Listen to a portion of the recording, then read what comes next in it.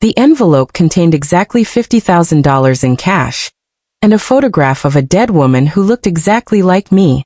I stared at both, my hands shaking in the dim light of my studio apartment. The photo showed a woman with my face, same warm brown skin, same full lips, same dark eyes that tilted slightly upward at the corners. But her hair was different, styled in elegant waves instead of my natural coils. Her smile was confident, radiant. She wore diamonds that could pay my rent for 5 years. The note attached was typed on expensive letterstock, Catalina. You have her face. I need you for one night. 50,000. No questions. A car will arrive at 8 p.m. tomorrow. Are.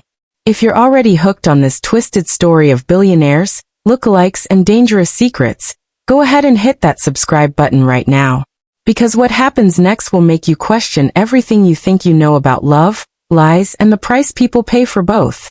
Trust me, you don't want to miss a single moment of this. I should have burned it. Should have called the police. Should have done anything except what I actually did, which was count the money 3 times and think about my mother's medical bills, about the eviction notice taped to my door, about the fact that I'd been eating instant noodles for 2 weeks straight. One night. $52,000. Pretending to be someone's dead wife. What could possibly go wrong? The car that arrived wasn't just a car. It was a midnight blue Rolls-Royce that looked like it cost more than my entire building. The driver, an older man with kind eyes and a scar across his jaw, opened the door without a word. I haven't agreed to anything, I said, even as I clutched my purse. Mr. Russo thought you might say that. He handed me another envelope. Inside was a hospital bill. My mother's hospital bill. The one I'd been drowning in for 6 months. Across it, stamped in red, paid in full. My breath caught. How did he? Mr. Russo is very thorough, Miss Reyes, and very generous to those who help him. The driver's voice was gentle. One evening. A charity gala. You wear the dress he's chosen, you stand by his side, and you don't ask questions. That's all he needs. Who is he? Someone who's lost everything. And someone who's willing to pay anything to have it back. Even if it's just for one night. I got in the car. The drive took us out of the city, through gates that opened without the driver even slowing, up a winding road to an estate that looked like it belonged in a European fairy tale. The mansion was all white stone and tall windows glowing with golden light. Manicured gardens stretched in every direction. This wasn't wealth. This was empire. The driver led me inside to a room that was bigger than my entire apartment. A woman waited there, 50s elegant, with sharp eyes that assessed me like I was a painting she might buy. Perfect, she murmured. Absolutely perfect. The resemblance is uncanny. She circled me slowly. I'm Mrs. Chun. I'll be preparing you tonight. We have 3 hours. Preparing me for what exactly? To be Isabella Russo. At least, to look like her. Move like her. Stand like her. Mrs. Chun opened a wardrobe that held a single dress. It was midnight blue silk, elegant and expensive, with a neckline that would show just enough skin to be sophisticated. This was hers.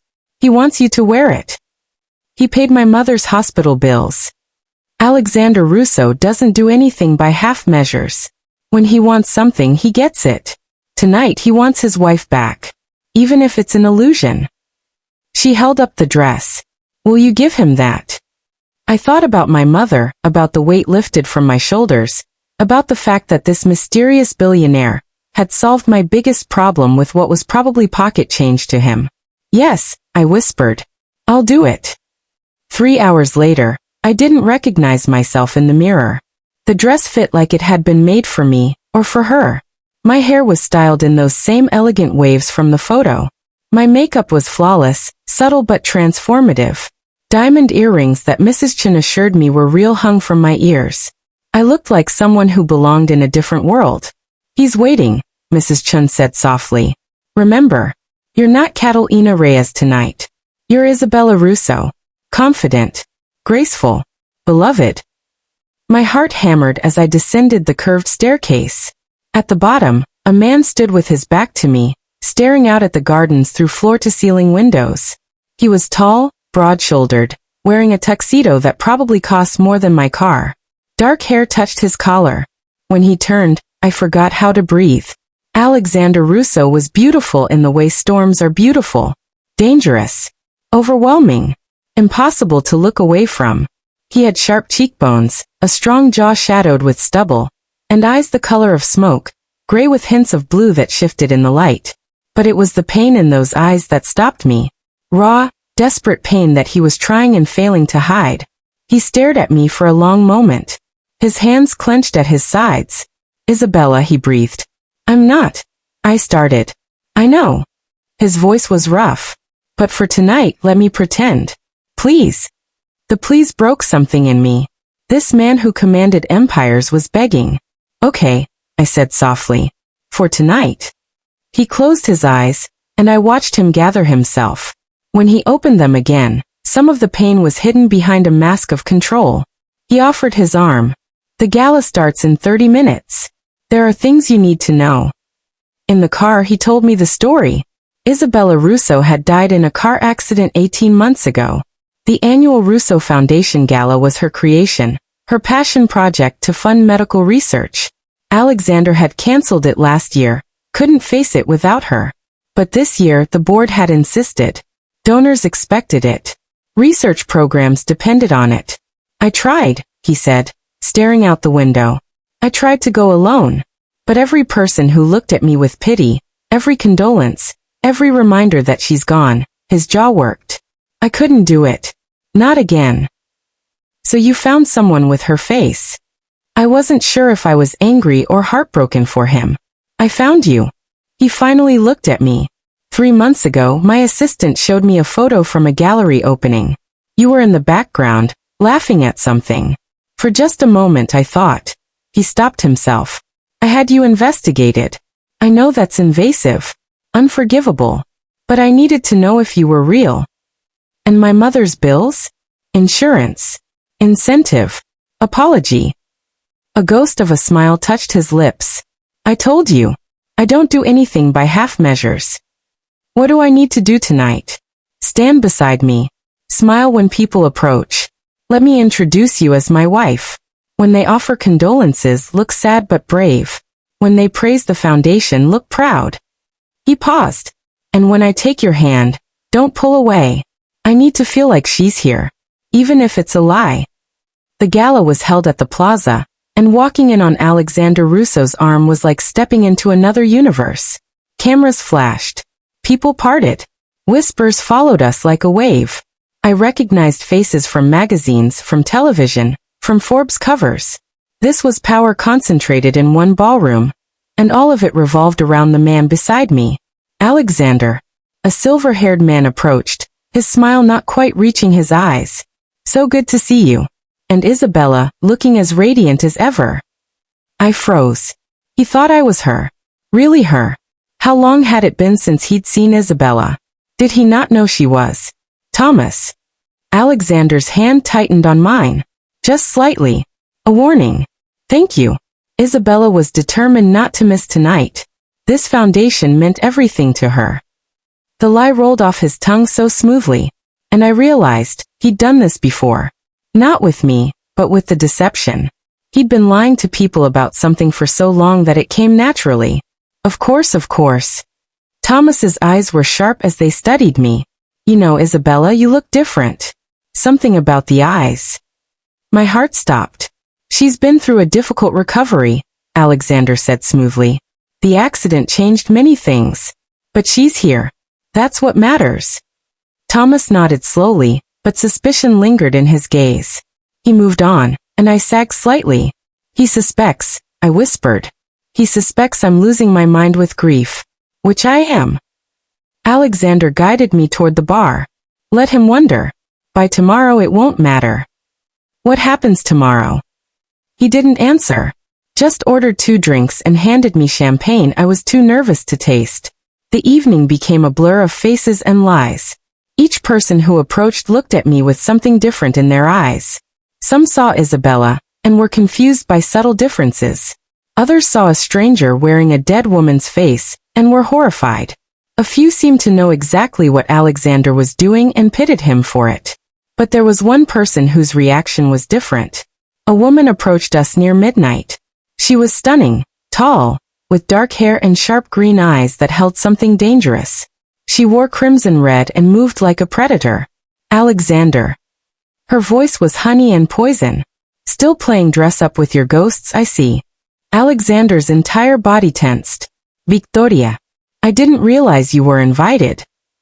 I invited myself. The way I've invited myself into many things. Her smile was cruel as she turned to me. And you must be the latest poor girl he's convinced to play pretend. Tell me, darling, did he offer you 50,000? Or has inflation driven up the price of fake wives? My face burned. She knew. Everyone nearby turned to stare. That's enough, Alexander said quietly. But his voice held an edge that made people step back. Is it? Victoria laughed. Is it enough that you paid this girl to wear Isabella's clothes? To stand in her place? To what, Alexander? Punish yourself? Punish me. What did you do? I found my voice, looking between them. Victoria's smile widened. Oh, he didn't tell you? How delightful. I'm Alexander's former business partner. And Isabella's former best friend. The woman he's mourning died in a car accident that I caused. The ballroom went silent. My blood turned to ice. Alexander's hand on my elbow was the only thing keeping me upright. Victoria, leave. Now. Why? So you can continue this pathetic charade? So you can pretend for one more night that your wife didn't die hating you? Victoria's voice rose. Tell her, Alexander. Tell her why Isabella was in that car. Tell her who she was running from. Stop. She was running from you. Victoria's voice cracked. Isabella found out about us. About the affair. About the baby I was carrying. She got in her car crying, couldn't see through the tears, and her voice broke. I followed her. I tried to stop her. But she wouldn't listen, and the rain was so heavy and she didn't see the truck. Get out. Alexander's roar shook the room. Security appeared. Victoria was escorted out, still laughing through tears. And I stood there in a dead woman's dress, realizing I'd walked into something far more complicated than I'd imagined. Alexander's hand was shaking where it gripped my elbow. I need air. He pulled me through the crowd, through doors that led to a terrace overlooking the city. The moment we were alone, he let go of me like I'd burned him. He gripped the railing, his whole body rigid. Is it true? I asked quietly. Were you having an affair? No. His voice was hoarse. But Isabella thought I was. Victoria was obsessed with me. Made advances I rejected. Told Isabella lies to drive us apart. By the time I realized what was happening, Isabella wouldn't listen to me. She thought he stopped. She died thinking I betrayed her. And the baby? Victoria was never pregnant. That was another lie. She wanted to destroy my marriage, and she succeeded. He finally looked at me, and the anguish in his eyes was unbearable. Isabella left me, got in her car in the rain. If I'd just followed her faster, if I'd made her listen. It wasn't your fault. Wasn't it? His laugh was bitter. I brought Victoria into our lives. I trusted her.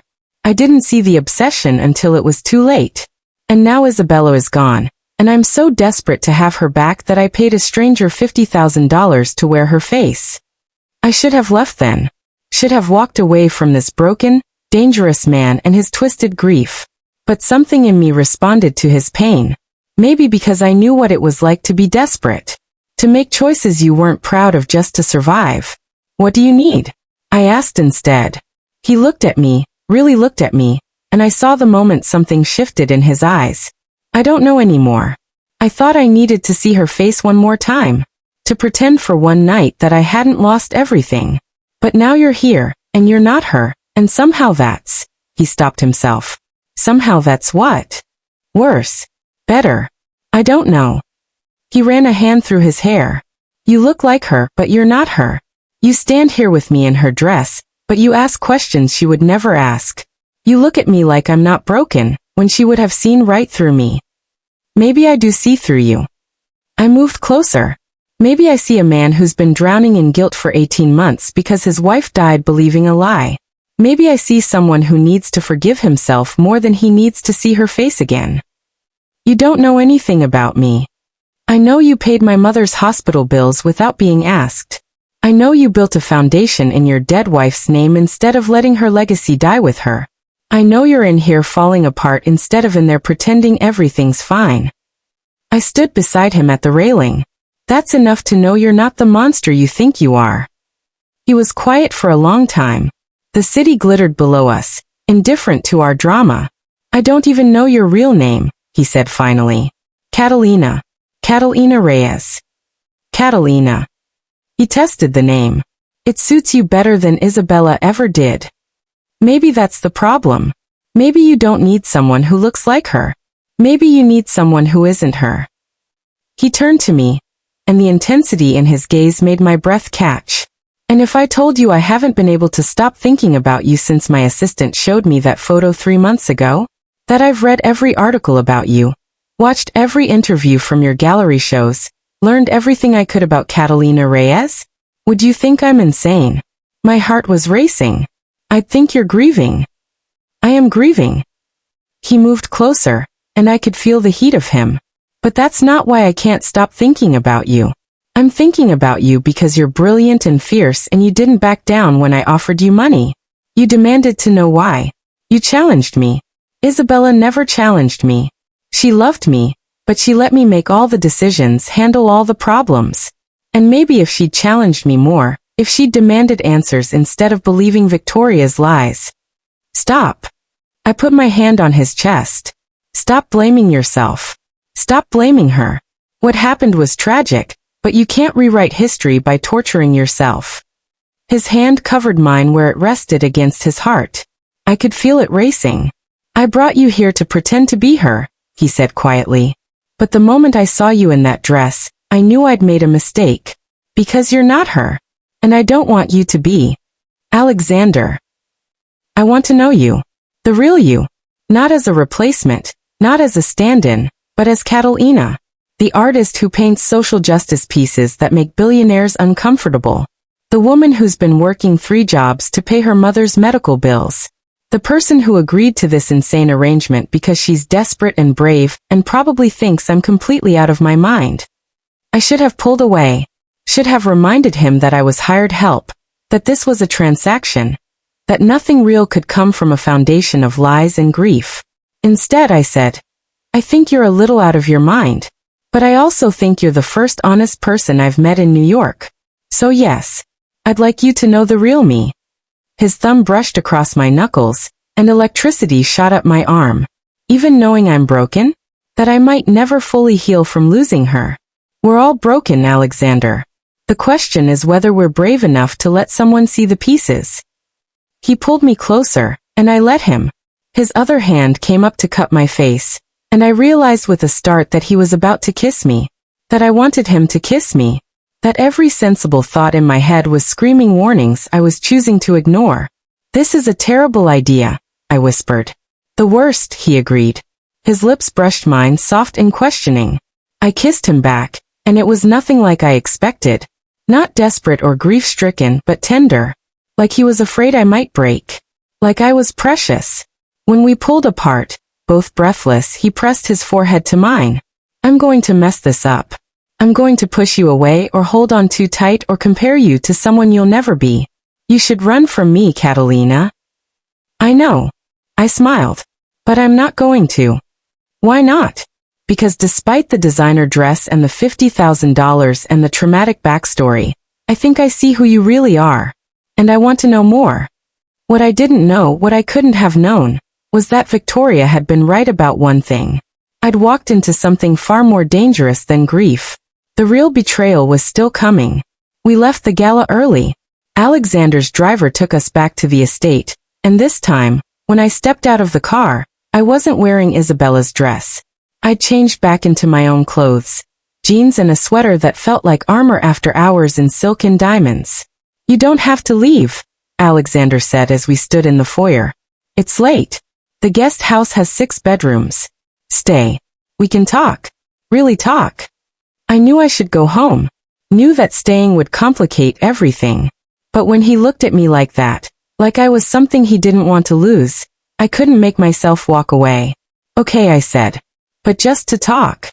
His smile was crooked. Just to talk. We ended up in his study, A room lined with books and smelling of leather and old paper. He poured 2 glasses of scotch, handed me one, and we sat in chairs facing each other across a coffee table that probably cost more than my annual rent. "Tell me about your art," he said. So I did. I told him about growing up in the Bronx, about watching my community being gentrified and displaced, about using art as protest and documentation and hope. I told him about my mother's illness, about the weight of being the oldest daughter, about the guilt of pursuing dreams when people depended on you. He listened, really listened, and when I finally ran out of words, he said, "I want to see your work. The real pieces. Not the ones you show in galleries for collectors. The ones you make for yourself. They're rough, political, angry. Good. I'm tired of pretty art that says nothing." We talked until 3 in the morning. About his childhood, about building his empire from nothing after his family cut him off, about the loneliness of success, about Isabella, and how he'd met her at a charity event where she was volunteering, and he was writing checks to avoid actually helping. "She taught me to see people," he said quietly. "Before her, everything was transactions. After her, I started understanding that money without humanity is just hoarding." And after she died, I reverted, became cold again, because caring hurt too much. He looked at me. "Until tonight. Until you." The air between us changed, became charged. "Alexander, I should stay." He stood, crossed to my chair, knelt in front of me. "Stay tonight. Tomorrow. Stay until you want to leave. I'll pay you nothing. Ask you for nothing. Just stay because you want to know where this goes." This is insane. Completely. We just met. I've been watching you for 3 months. You've been in my head, under my skin, making me want to be better. That's not nothing, Catalina. I cupped his face, felt the stubble rough under my palm. What if this doesn't work? What if we're both just broken people making another mistake? Then we'll be broken together. He turned his head, kissed my palm. I'm not asking for forever. I'm asking for right now. This moment. And then the next one. And we'll see where it leads. I should have been smarter. Should have protected myself. But when he looked at me like that, like I was air and he was drowning, I couldn't say no. "Okay," I whispered. "But you have to promise me something. Anything. No more lies. No more pretending. If this is going to work, we have to be real with each other. Even when it's ugly. Especially when it's ugly." He pulled me to my feet, and we stood there, inches apart. "I promise, Catalina. No more lies." He kissed me again, and this time it wasn't tender. It was desperate, consuming, full of all the loneliness and need we'd both been carrying. When he pulled back, we were both breathing hard.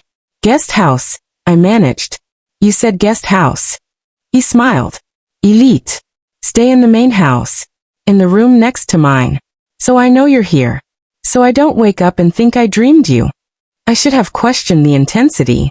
Should have seen the red flags.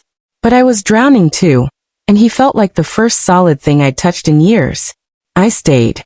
The next morning, I woke up in a bedroom that was bigger than my entire apartment. For a moment, I thought I'd dreamed everything. Then I smelled coffee and heard voices downstairs. I followed the sound to the kitchen and froze in the doorway. Alexander stood at the counter, dressed in jeans and a t-shirt, pouring coffee. But he wasn't alone. Across from him sat a woman I recognized from the photo. Isabella. Isabella Russo. The dead wife. She was alive. My breath stopped. My brain couldn't process what I was seeing. She turned, and when those eyes, my eyes, the same shape, the same color, met mine, she smiled. "You must be Catalina," she said warmly. "Alexander told me about you. I'm so glad you're here." I looked at Alexander. He wouldn't meet my gaze. "I don't understand," I whispered. Isabella stood and I saw it then. The subtle differences. She was taller, leaner. Her nose was slightly different. Her smile was similar but not identical. Same features arranged in a different way.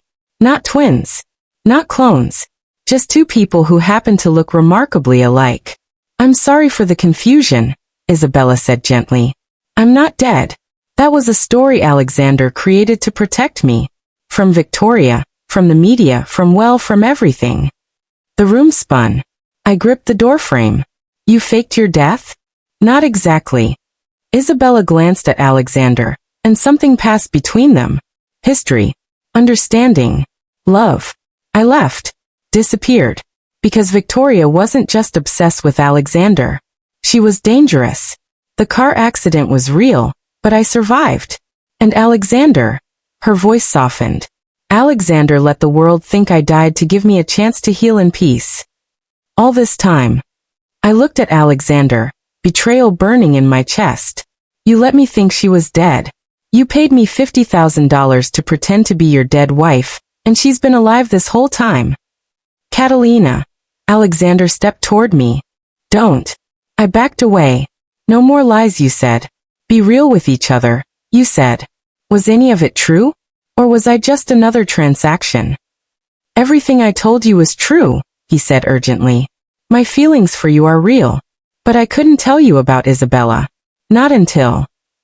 Until what? Until you'd gotten what you wanted?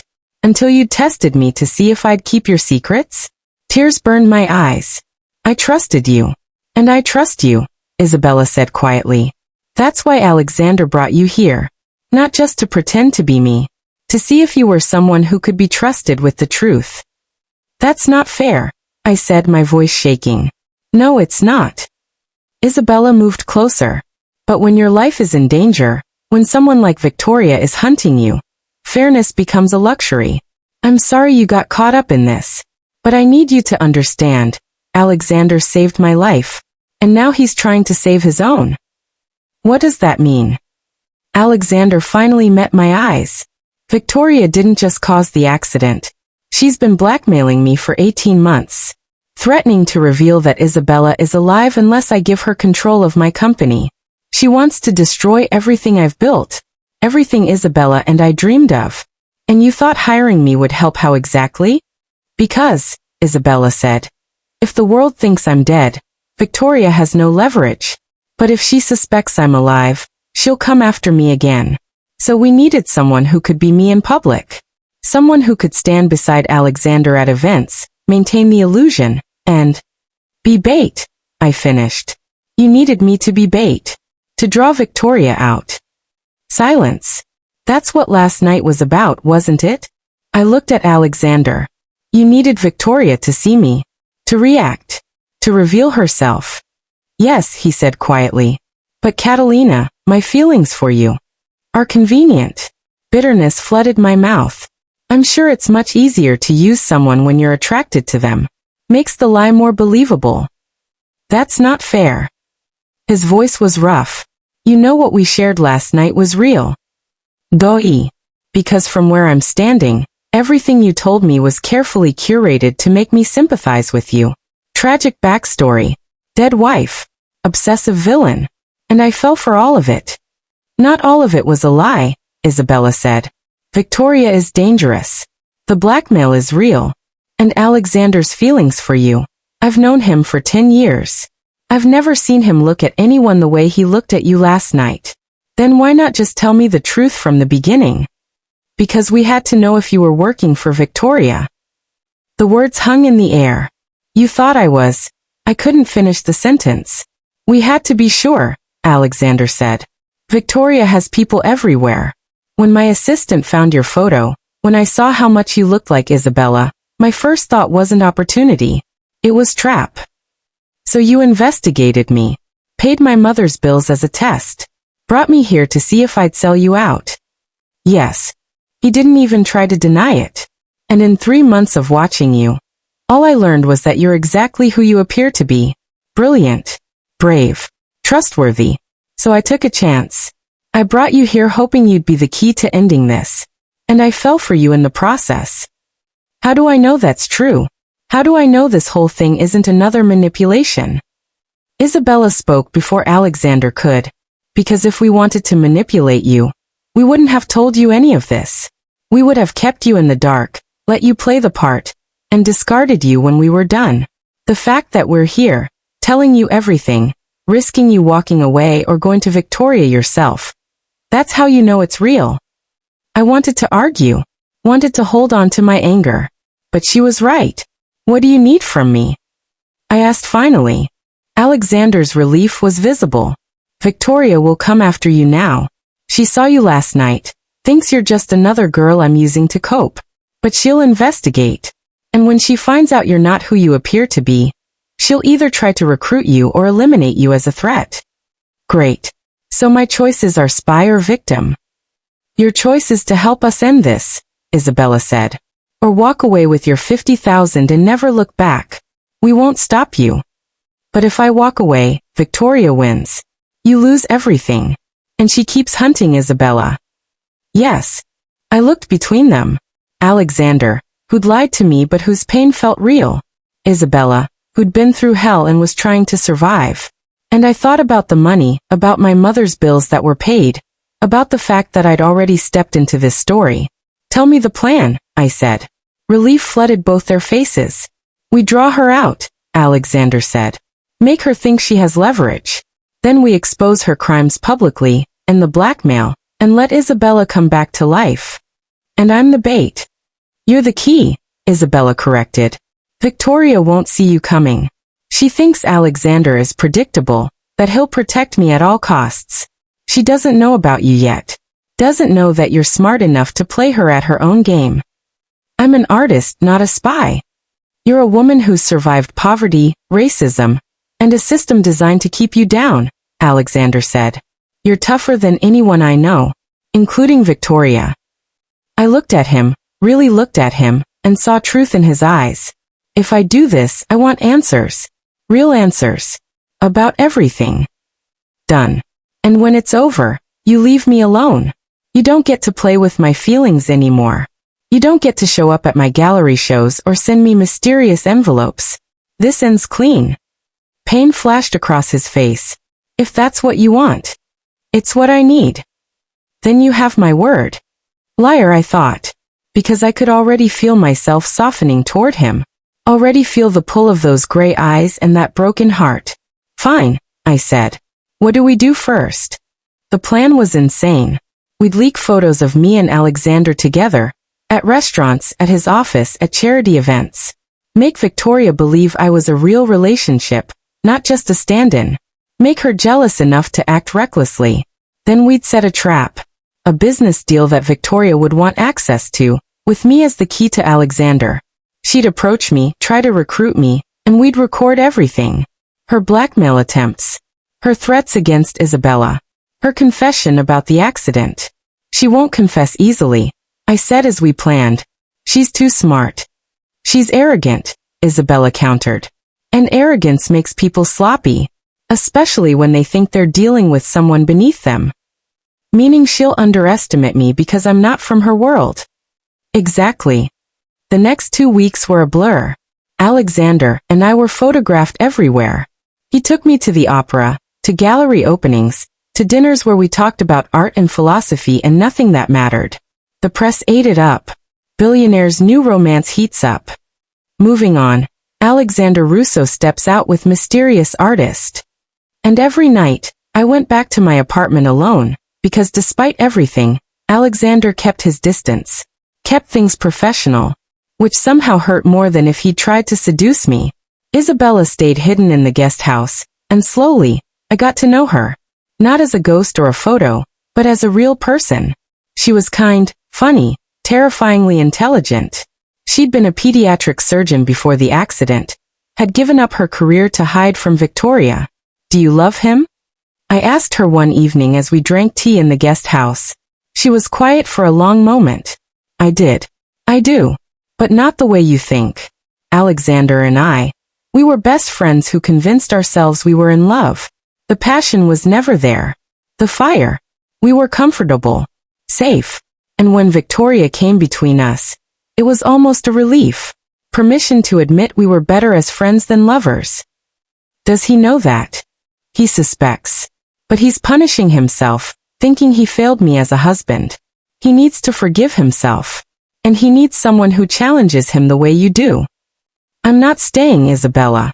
When this is over. When this is over, you'll do what's right for you. But don't lie to yourself about what you want. I see the way you look at him. The way I look at him is anger. Anger and desire often look the same. On day 16, Victoria made her move. I was at my gallery, preparing for a show, when she walked in. She looked different in daylight, less predatory, more human. Until she smiled. Catalina Reyes. The flavor of the month. I didn't look up from my canvas. If you're here to buy art, I'm happy to help. If you're here for anything else, the door is behind you. I'm here because you're making a mistake, Victoria said, moving closer to examine one of my paintings. Alexander Russo is using you. The way he uses everyone. Funny. He said the same thing about you. She laughed, but there was no humor in it.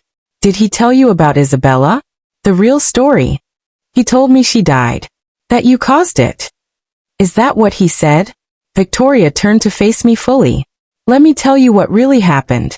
Isabella Russo didn't die in that accident. She ran away. Abandoned Alexander when he needed her most. And I've been helping him cover it up ever since. My heart skipped, but I kept my face neutral. Why would you help him if you're such enemies? Because we're not enemies. We're partners. In business. In bed. In everything. Her smile was sharp. The grieving widower act? That's for public consumption. Behind closed doors, Alexander and I have been together for 2 years. Since before Isabella left. The lie was so smooth I almost believed it. Almost. Then why hire me? Because the board is getting suspicious. Because charity galas and business dinners require a woman on his arm. And I'm too recognizable. You're convenient. Disposable. A brown girl from the Bronx who looks enough like his dead wife to be sentimental, but not enough to be threatening. She moved closer. But you're getting ideas above your station. Thinking this is real. That he could actually want you. The racism wasn't even subtle. She wanted me to react, to get angry, to make a mistake. Instead I smiled. If I'm so disposable, why are you here?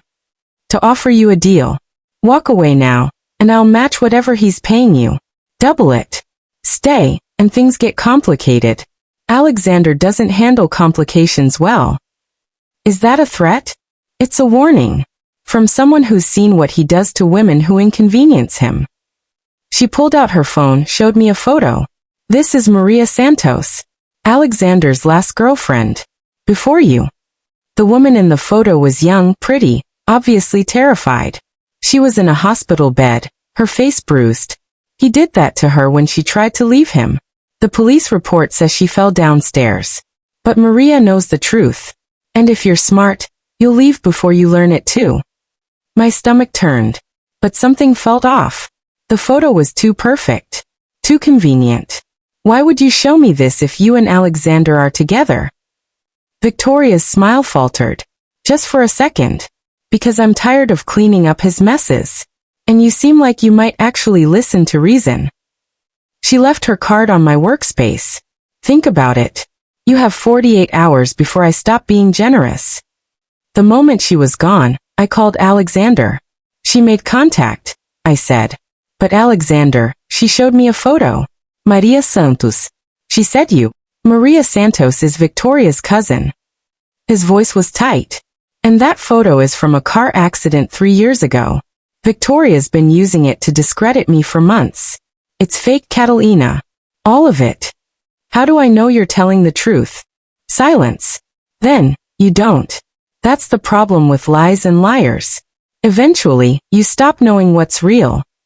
He paused. But I can prove this one. Maria Santos is alive, well, and living in Barcelona. She's never met me. Victoria fabricated the entire story.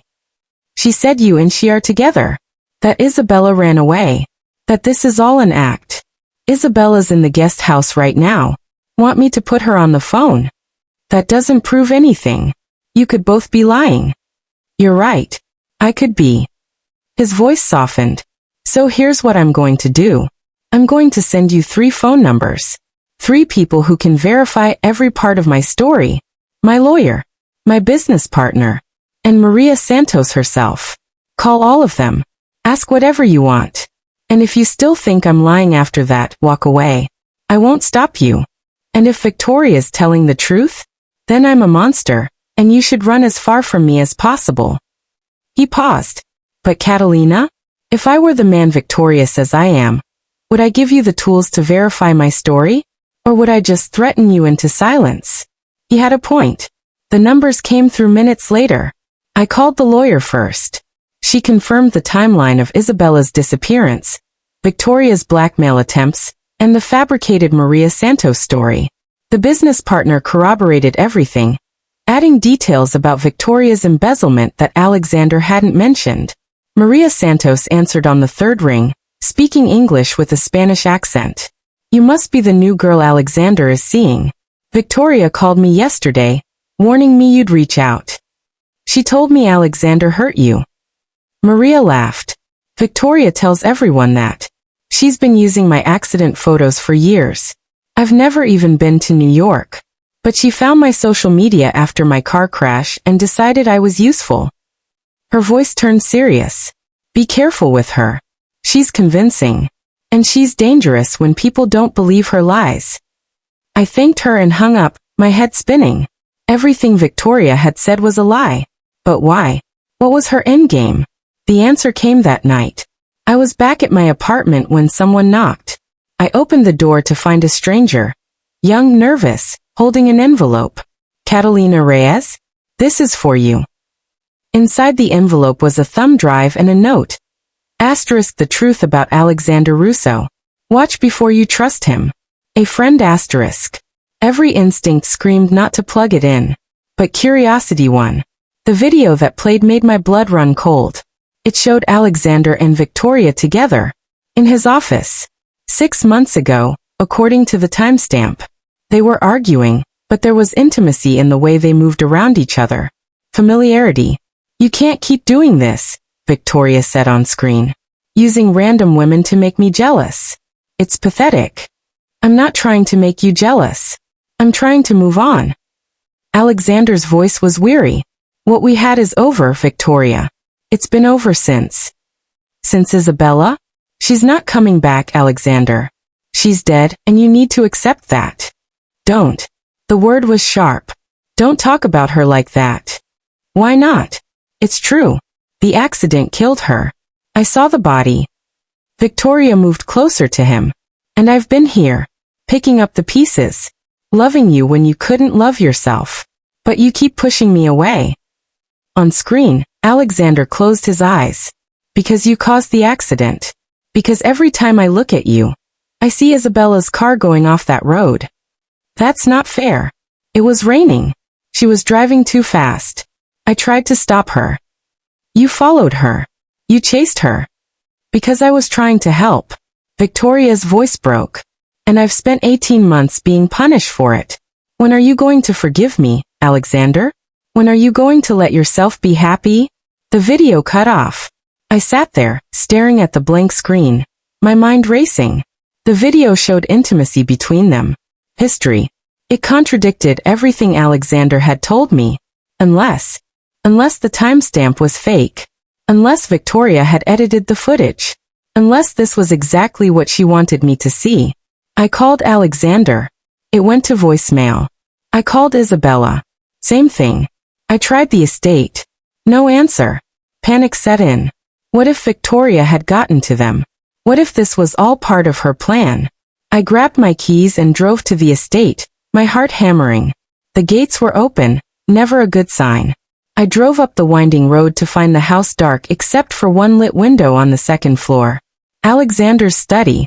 I ran inside, took the stairs 2 at a time, burst through the study door, and stopped.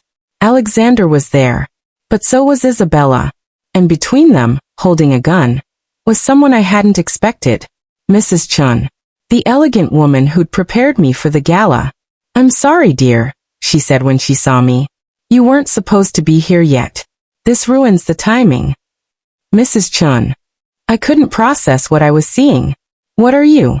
She's Victoria's mother, Isabella said quietly. Her face was bruised, blood trickling from her lip. Alexander had a gun pointed at him, his jaw clenched. And she's been planning this for 3 years. The fourth betrayal hit me like a physical blow. Mother. I looked between Mrs. Chun and the Victoria I'd met. But Victoria is. My daughter's name was Catherine, Mrs. Chun said calmly. She died 4 years ago. Suicide. Because Alexander Russo destroyed her life. That's not true, Alexander said. Catherine and I dated briefly in college. It ended badly, but I didn't. You got her pregnant and demanded she get rid of it. Mrs. Chen's composure cracked. My daughter was 22 years old, and you threw money at her like she was a problem to be solved. She got the abortion like you wanted. And then she killed herself 3 months later because she couldn't live with what she'd done. The room went silent. I didn't know, Alexander said quietly. I didn't know about the pregnancy. Catherine never told me. And when I heard about her death, I tried to find out why, but her family wouldn't talk to me. Because we blamed you. And I spent 4 years planning how to destroy you the way you destroyed my daughter. Mrs. Chen's hand shook on the gun. I became Victoria. Created a whole new identity. Got close to you through business connections. Became Isabella's friend so I could poison your marriage from the inside. You're the one who told me Alexander was having an affair, Isabella whispered. You showed me fake evidence. Made me believe. Made you run. Made you get in that car in the rain. Made Alexander watch you nearly die and spend 18 months thinking he'd lost everything. Mrs. Chen smiled, but it was terrible. But then you survived. And I realized death was too easy. So I convinced Alexander to fake your death. Gave him the idea, made him think it was his. Because I wanted him to live with that lie. To suffer every day knowing he'd chosen deception over truth. And me? I asked. Where do I fit in? You were supposed to be the final piece. The woman who looked like Isabella, who he'd fall for, who I'd reveal as another manipulation. Break his heart one more time. But then, she looked at me with something like regret. You turned out to be real. Genuinely good. And I started to wonder if maybe Catherine would have wanted me to stop. So stop, I said carefully. Put down the gun. Let's talk about this. I can't. Don't you see? I've spent 4 years becoming Victoria. I've lost myself in this revenge. And if I stop now, what was it all for? Catherine is still dead. And nothing I do will bring her back. But killing Alexander won't either, Isabella said. And it will put you in prison. Make Catherine's death meaningless. Her death is already meaningless. Mrs. Chen's voice broke. She was 22 years old. Brilliant. Beautiful. And she's gone because a rich boy couldn't take responsibility for his actions. I would have, Alexander said quietly. If Catherine had told me about the pregnancy, I would have supported her. Whatever she chose. I was 21 and stupid and probably said terrible things when we broke up. But I would never have forced her to do anything. And I've thought about her every day since she died, wondering what I did wrong. Tears streamed down Mrs. Chen's face. You didn't love her. You used her and discarded her. I did discard her. You're right. I was cruel when I ended things. I was young and selfish and I hurt her. And I'm sorry. I'm so sorry. Alexander's voice was raw. But I didn't know Mrs. Chen. I didn't know about the baby. And if I could go back and change it, I would. But I can't. All I can do is live with the guilt and try to be better. The gun wavered. He paid my mother's medical bills, I said softly. He built a foundation in Isabella's name to fund medical research. He spent 18 months grieving and trying to make amends for things he didn't even know he'd done wrong. That doesn't excuse what happened to Catherine. But it means he's trying to be better than he was. It's not enough, Mrs. Chen whispered. No, I agreed. It's not. Nothing will ever be enough. But killing him won't heal you. It will just make more people grieve. For a long moment, nobody moved. Then slowly Mrs. Chen lowered the gun. I'm tired, she said. I'm so tired of being angry. Isabella moved first, carefully taking the gun. Alexander sagged with relief. And I crossed to Mrs. Chen, putting my arms around a woman who'd tried to destroy everything but was really just a mother drowning in grief. She sobbed against my shoulder. I miss her. I miss my baby. I know, I whispered. I know. The police came. Mrs. Chen was arrested for assault, blackmail, fraud. The real Victoria's crimes would be exposed. Isabella could finally come back to life. But as I sat in Alexander's study afterward, exhausted and shell-shocked, I realized the biggest betrayal wasn't Victoria or Mrs. Chun or the lies. It was the fifth betrayal. The one I'd been hiding from myself. Asterisk asterisk. I'd fallen in love with Alexander Russo. Somewhere between the gala and the planning and the late-night conversations, I'd stopped seeing him as a broken billionaire and started seeing him as just Alexander. Flawed, grieving, trying his best. And I had no idea what to do about it. You should go, Isabella said, appearing in the doorway. Her face was cleaned up, the bruises already darkening. Alexander's talking to his lawyers. This is going to be messy for a while. I'm not leaving you alone after. I'm not alone. I have security. I have Alexander. And besides, I'm tougher than I look. She smiled. But you need to decide what you want, Catalina. What do you mean? Alexander is in love with you. Has been since before he met you. And you love him back, even though you're fighting it. She sat beside me. So you can either walk away like you planned, or you can stay and see where this goes. After everything that's happened, all the lies and manipulation and all the truth, she interrupted. Because that's what tonight was. The ugliest, hardest truth. And you're still here. I don't know if I can trust him. Then don't. Not yet. But give yourself permission to try. Isabella took my hand.